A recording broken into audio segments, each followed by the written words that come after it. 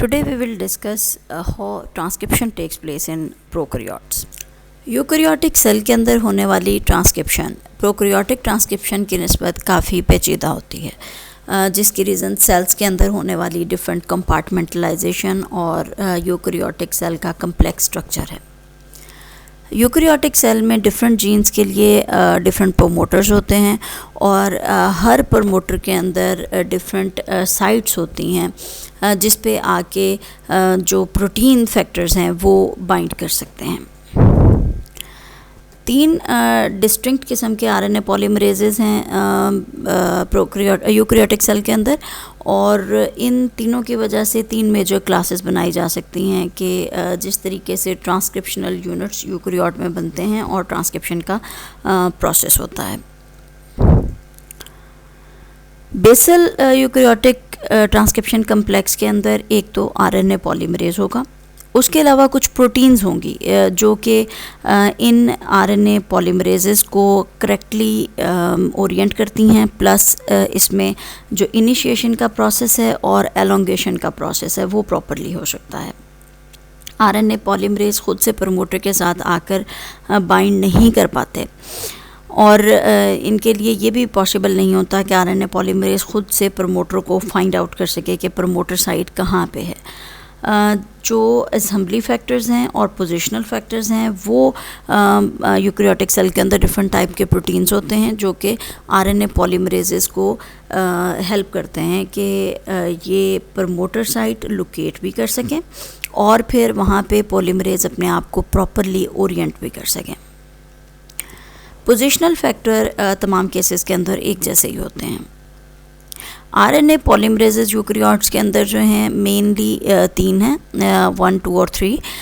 जो 1 RNA pol है that is actually associated with RNA और ये 28S, 18S और 5.8S, इन तीनों आरएनएस की ट्रांसक्रिप्शन जो है वो आरएनए पॉलीमरेज के थ्रू ही होती है। और आरएनए पॉल 2 जो है ये एक्चुअली डिफरेंट किस्म के mRNAs, SNRNA और HNRNA बनाने में इन्वॉल्व होता है, जबकि जो क्लास 3 है ये 5S आरएनए में और tRNA की ट्रांसक्रिप्शन में इन्वॉल्व होता है।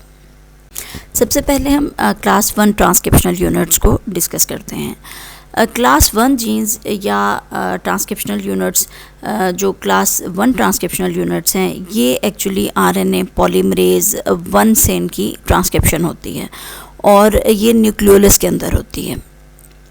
सबसे ज़्यादा इसमें जिस एग्जांपल को अब तक एक्सटेंसिवली स्टडी किया गया है वो आरएनए के ट्रांसक्रिप्शनल यूनिट्स हैं। हर ट्रांसक्रिप्शनल यूनिट में 3 आरएनए के जीन्स होते हैं, एक 18S, एक 5.8S और एक 28S, और हर यूनिट जो है इसके दरमियान में नॉन ट्रांसक्राइब्ड स्पेसर रीजन मौजूद होता है। यूकैरियोटिक न्यूक्लियोलाई में बहुत सी कॉपीज़ होती हैं इस तरह के ट्रांसक्रिप्शनल यूनिट्स की, और ये सारी की सारी टैंडमली अरेंज्ड होती हैं यूकैरियोटिक न्यूक्लियोलाई के अंदर।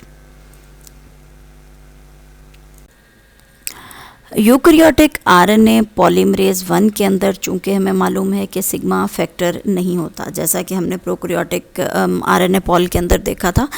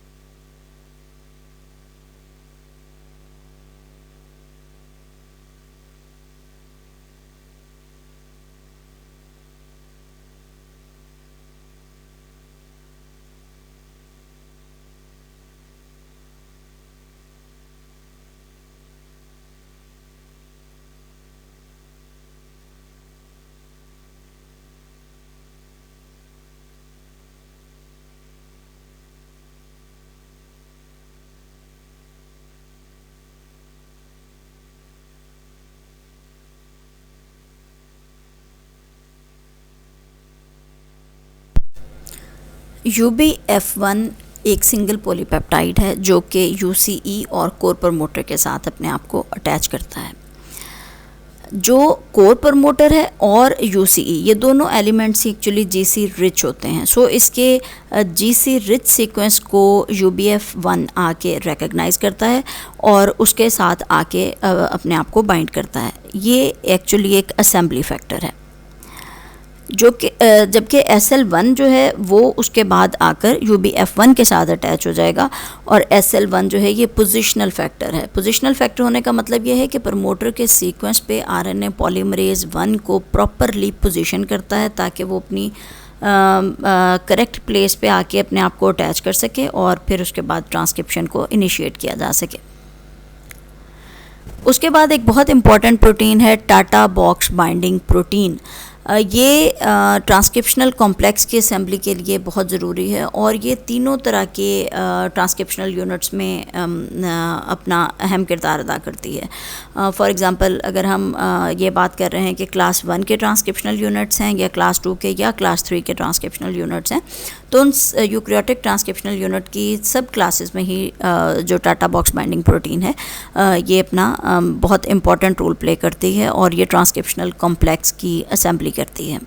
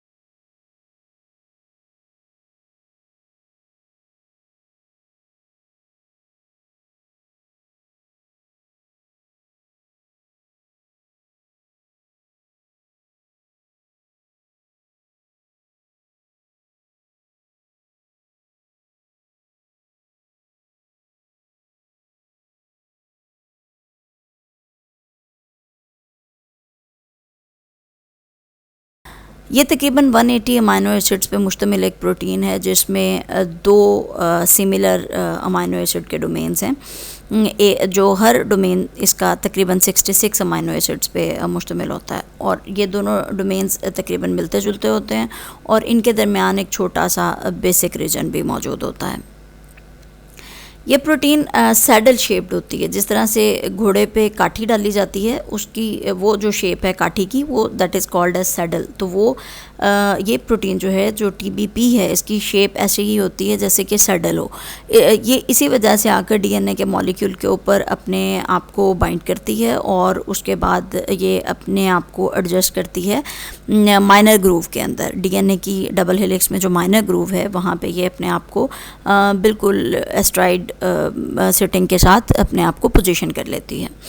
और जब TBP आकर DNA के साथ बाइंड होती है तो DNA के अंदर 80 डिग्रीज़ का बेंड आता है ताकि ट्रांसक्रिप्शन के बाकी फैक्टर्स आसानी से एडजस्ट हो सकें और फिर ट्रांसक्रिप्शन अच्छे से हो सके।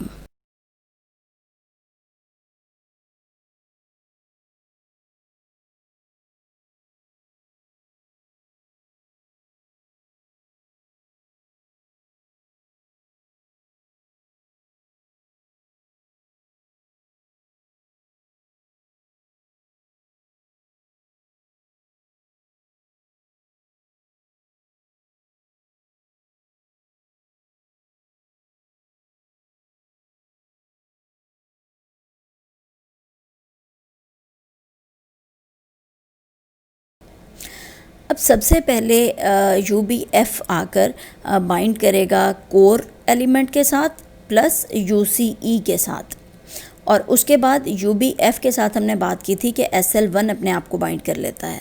अब UBF1 जो है ये कहाँ पे बाइंड था? ये कोर एलिमेंट पे भी बाइंड था और ये UCE पे भी बाइंड कर गया था। अब इसके साथ आकर SL1 ने अपने आप को जोड़ लिया है, बाइंड कर लिया है। और उसके बाद फिर जो हमारे पास टाटा बॉक्स बाइंडिंग प्रोटीन है वो आकर यहाँ पर अटैच होती है, क्योंकि जो टाटा सीक्वेंस होता है प्रमोटर के अंदर उसको टीबीपी जो है उसके साथ आकर अटैच होती है, इसी वजह से हम इसे टाटा बॉक्स बाइंडिंग प्रोटीन कहते हैं। और उसके बाद आरएनए पॉलीमरेज 1 आकर टीबीपी के साथ बाइंड कर जाता है, और ये आरएनए पॉलीमरेज की बाइंडिंग यहाँ पर टीबीपी के साथ हो गई। SL1 भी अटैच है, यहाँ UBF1 भी अटैच है, और ये कोर एलिमेंट के साथ सब अपने आप को अटैच कर लेते हैं।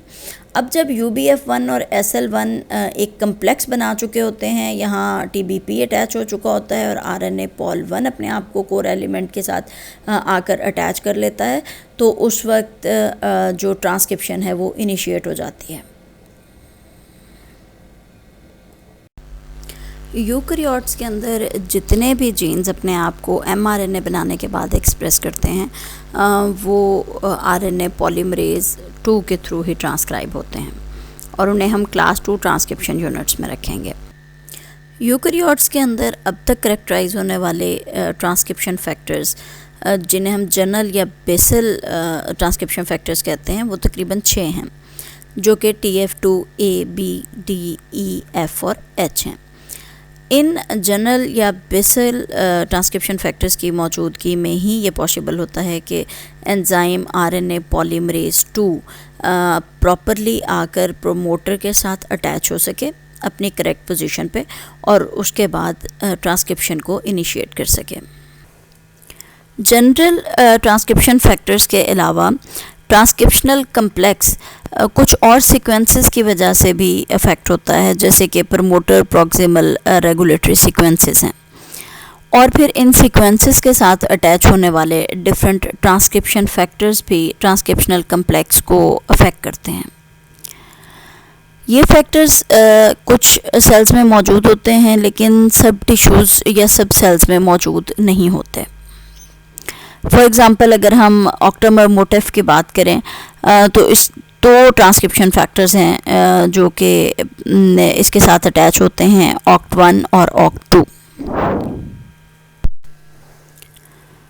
OCT1 यूबिक्विटस इन नेचर है, जबकि OCT2 सिर्फ लिम्फॉइड टाइप के सेल्स के अंदर ही एक्सप्रेस होता है, और ये इम्यूनोग्लोबुलिन की जो कैपा चेन होती है वो उसकी लाइट चेन है। एक्चुअली जो इम्यूनोग्लोबुलिन्स हैं इसमें एक हैवी और एक लाइट चेन मौजूद होती है, और यहाँ पर लिम्फाइड सेल्स के अंदर इम्यूनोग्लोबुलिन की कैपा लाइट चेन के जीन की ट्रांसक्रिप्शन जो है वो OCT2 के थ्रू एक्टिवेट होती है।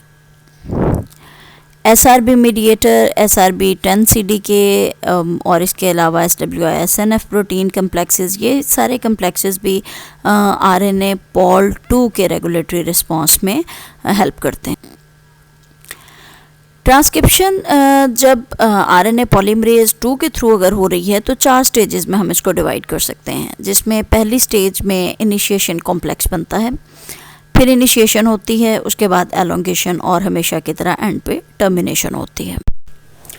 जैसे ही इनिशिएशन कॉम्प्लेक्स बनना शुरू होता है तो सबसे पहले टाटा बॉक्स के साथ आकर जो ट्रांसक्रिप्शन फैक्टर जुड़ता है वो TF2D होता है। TF2D के अंदर एक ऐसा डोमेन होता है, एक ऐसा सब यूनिट होता है जिसे TBP कहते हैं, यानी ये टाटा बॉक्स बाइंडिंग सब यूनिट होता है। उसके बाद DA कॉम्प्लेक्स के साथ आकर TF2A जुड़ता है जो कि एक ट्रांसक्रिप्शन फैक्टर है, और इस TF2A की DA कॉम्प्लेक्स के साथ बाइंडिंग की वजह से जो TBP या टाटा बॉक्स बाइंडिंग सब यूनिट है TF2D का, ये भी एक्टिवेट हो जाएगा। TF2B जो है ये टाटा बॉक्स के डाउन स्ट्रीम अपने आप को बाइंड करता है, और उसके बाद जो बाइंडिंग होती है वो प्री फॉर्म्ड कॉम्प्लेक्स की होती है TF2F और RNA पॉल 2 के दरमियान। TF2E, H और J का आकर कॉम्प्लेक्स में एडिशन बहुत ज़रूरी होता है ताकि ट्रांसक्रिप्शन को इनिशिएट किया जा सके।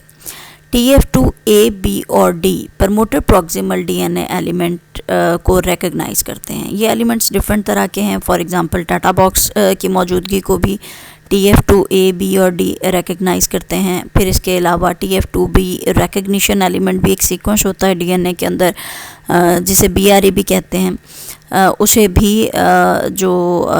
ये तीनों ट्रांसक्रिप्शन फैक्टर्स हैं, ये रिकग्नाइज़ करते हैं। इसी तरह फिर वहाँ पर इनिशिएटर मौजूद होता है, इनिशिएटर एलिमेंट की मौजूदगी को भी रिकग्नाइज़ किया जाता है, और इसी तरह से डाउनस्ट्रीम प्रमोटर एलिमेंट को भी रिकग्नाइज़ किया जाता है।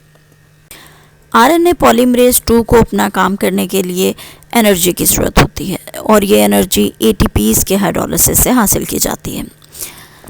एक लास्ट में जो फैक्टर आकर कम्प्लेक्स में अटैच होता है वो TF2H है।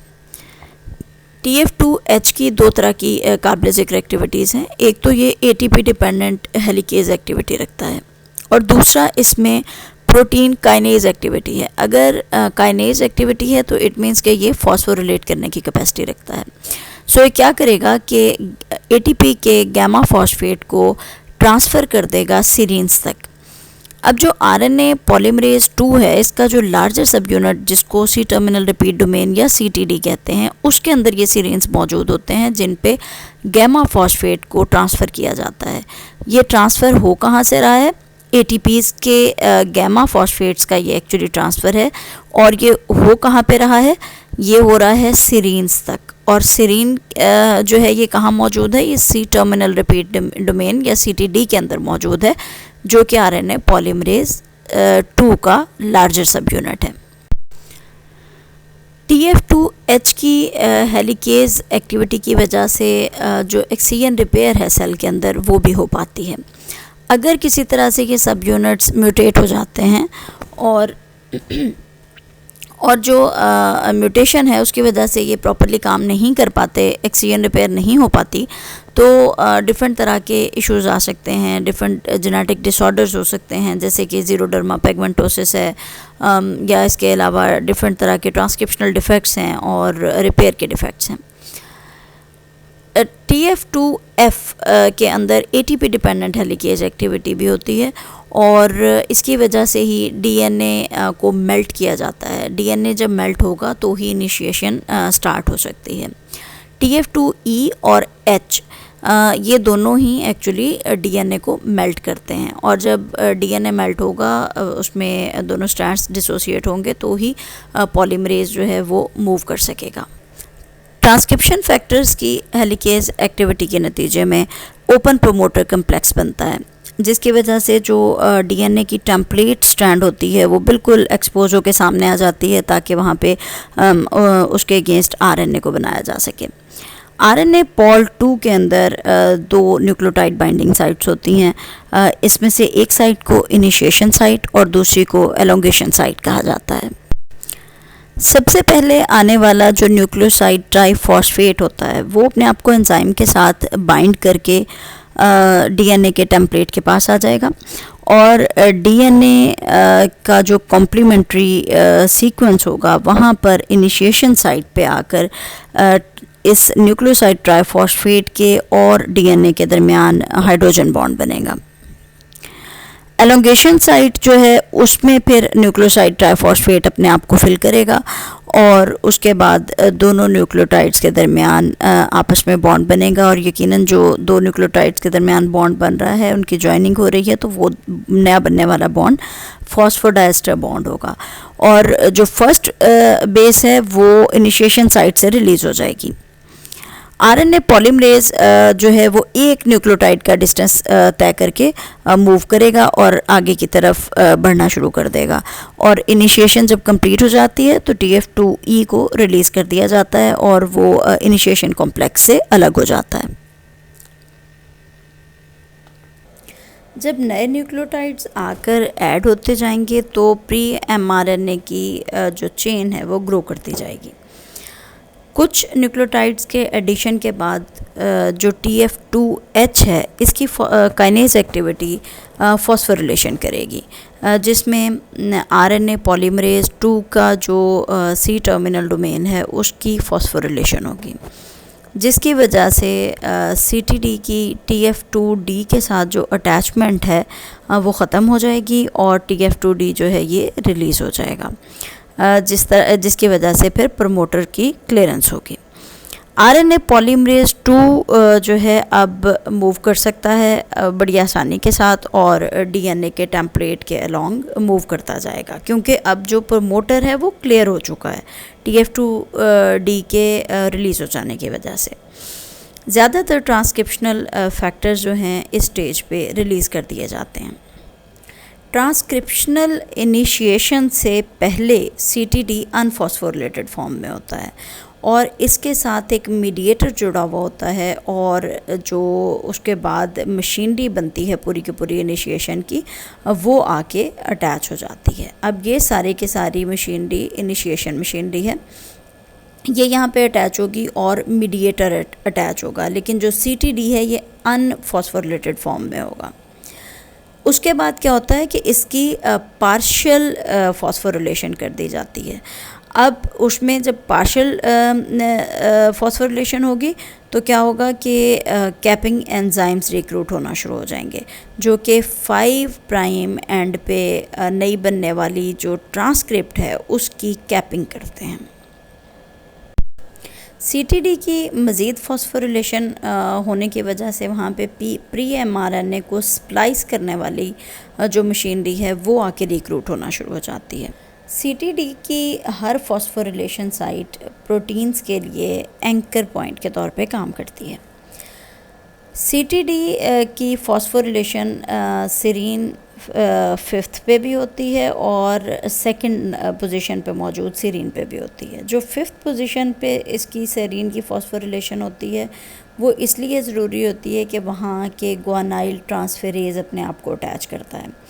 गुआनाइल ट्रांसफेरेज जो है ये एक कैपिंग एंजाइम है और इसका काम ये है कि न्यूली सिंथेसाइज्ड mRNA की 5 प्राइम एंड पे कैप अटैच करे। उसकी कैप जो है वो G रेजिड्यूज़ हैं और ये G रेजिड्यूज़ जो हैं ये 5 प्राइम एंड पे mRNA की स्ट्रैंड में ऐड कर दिए जाते हैं। जो 2nd पोजीशन पे सीरीन फॉस्फोरिलेट होती है उसकी ये रीज़न होती है कि mRNA की जो स्प्लाइसिंग है वो नहीं हो सकेगी अगर 2nd सीरीन जो है ये फॉस्फोरिलेट ना हो। यूकैरियोटिक ट्रांसक्रिप्शन की टर्मिनेशन प्रोकैरियोटिक ट्रांसक्रिप्शन की तरह नहीं होती बल्कि डिफरेंट होती है। प्रोकैरियोटिक ट्रांसक्रिप्शन में हमने देखा था कि रो फैक्टर की प्रेजेंस ज़रूरी थी, लेकिन जब यूकैरियोटिक ट्रांसक्रिप्शन टर्मिनेट होनी है तो ऐसा नहीं होता, बल्कि जो ट्रांसक्राइब्ड RNA है उसके 3 प्राइम पे क्लीवेज की वजह से एक सिग्नल मिलता है कि यहाँ पे टर्मिनेशन हो जाए। और ये सिग्नल किसके लिए होता है? ये RNA पॉलीमरेज 2 के लिए सिग्नल होता है कि यहाँ पे जो है बिल्कुल टर्मिनेशन का कर दी जाए ट्रांसक्रिप्शन की। अब ज़्यादातर mRNA स्पीशीज़ में क्या होता है कि एक सीक्वेंस होता है AAU AAA, ये यहाँ पे आपको ये सीक्वेंस नज़र आ रहा है, ये अपस्ट्रीम मौजूद है और इसके डाउनस्ट्रीम भी कुछ सिग्नल्स होते हैं जिसके कोऑर्डिनेशन की वजह से मोस्टली क्लीवेज होती है। इस सीक्वेंस की प्रेजेंस जहाँ पे होगी उससे तकरीबन 15 से 30 न्यूक्लियोटाइड्स डाउनस्ट्रीम जो है वो क्लीवेज होगी। AMP रेजिड्यूज़ अल्टीमेटली एक एंजाइम को यूज़ करते हुए पोली A टेल ऐड करेंगे। ये देखिए ये A की रेपिटेशन है, इसमें इसे कहते हैं पोली A टेल। ये पोली A टेल जो है ये पोली A पॉलीमरेज की वजह से, जो कि एक एंजाइम है, उसकी प्रेजेंस में ऐड की जाती है और इसके लिए AMP के रेजिड्यूज़ जो हैं वो यूज़ होते हैं। और जो हिस्टोन के mRNAs होते हैं वो डिफरेंट तरह से 3 प्राइम पे क्लीवेज रिएक्शन को फेस करते हैं। अब हम डिस्कस करेंगे कि क्लास 3 ट्रांसक्रिप्शनल यूनिट्स कैसे काम करते हैं। ये जो क्लास 3 ट्रांसक्रिप्शन यूनिट्स हैं ये RNA पॉलीमरेज 3 की वजह से ट्रांसक्राइब हो रहे होते हैं और ज़्यादातर ये इस तरह के जीन्स को ट्रांसक्राइब करते हैं कि जिसके नतीजे में ट्रांसफ़र RNA बनता है, स्मॉल न्यूक्लियर RNA या SNRNA बनता है और इसी तरह से 5S राइबोसोमल RNA बनता है। 5S राइबोसोमल RNA और tRNA जीन्स का जो प्रमोटर है वो इंटरनल होता है, यानी स्टार्ट पॉइंट के डाउनस्ट्रीम मौजूद होता है। जबकि जो स्मॉल न्यूक्लियर आरएनए है इसका प्रमोटर अपस्ट्रीम मौजूद होता है।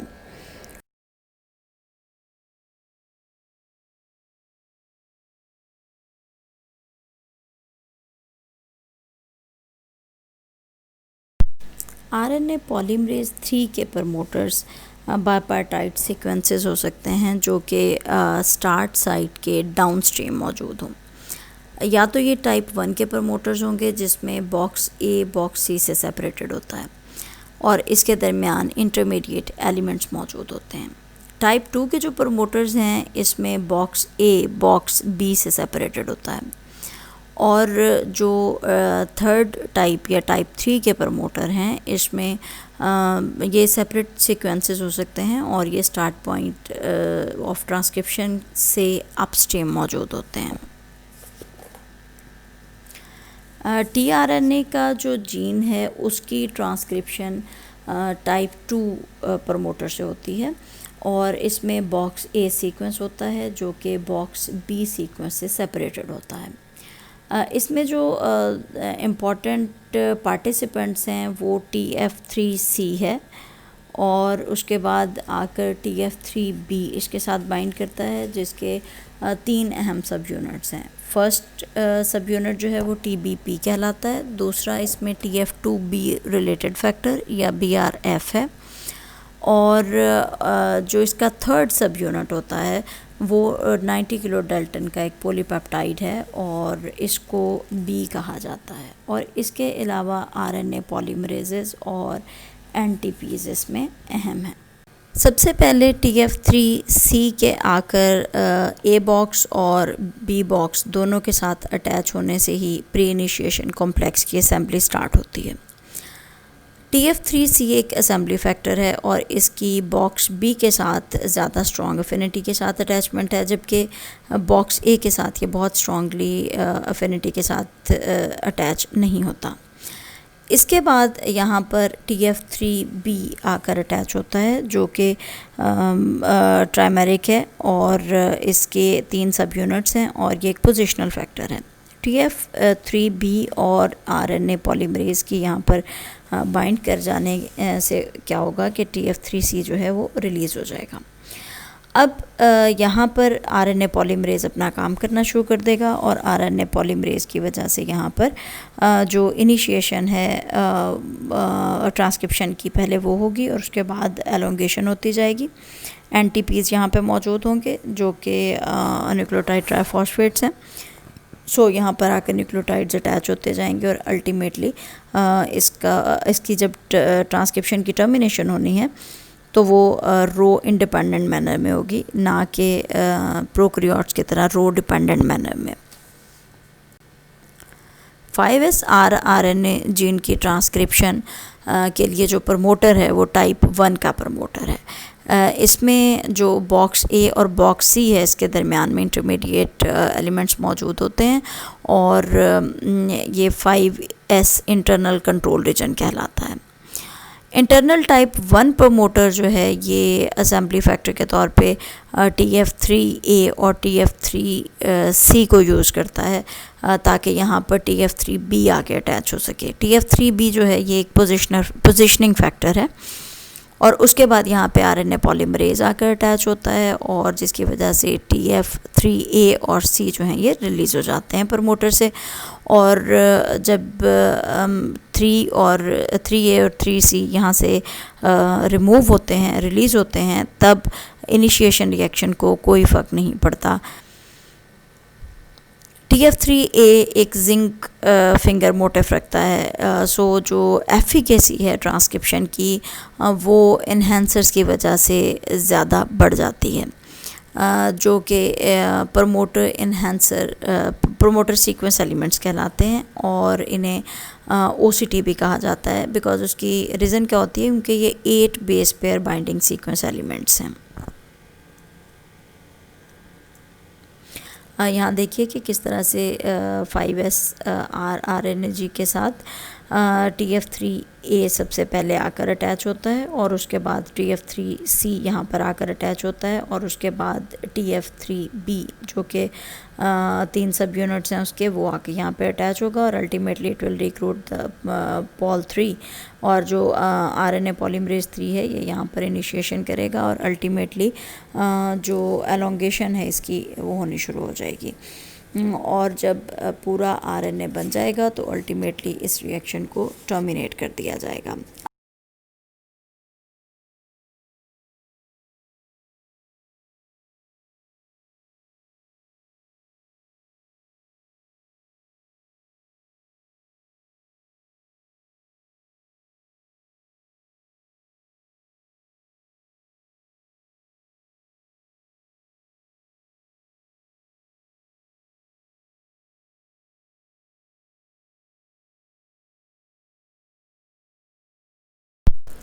यहाँ RNA पॉलीमरेज 3 एलोंगेशन के बाद जब ट्रांसक्रिप्शन को टर्मिनेट करेगा तो रो डिपेंडेंट मैकेनिज्म से करेगा।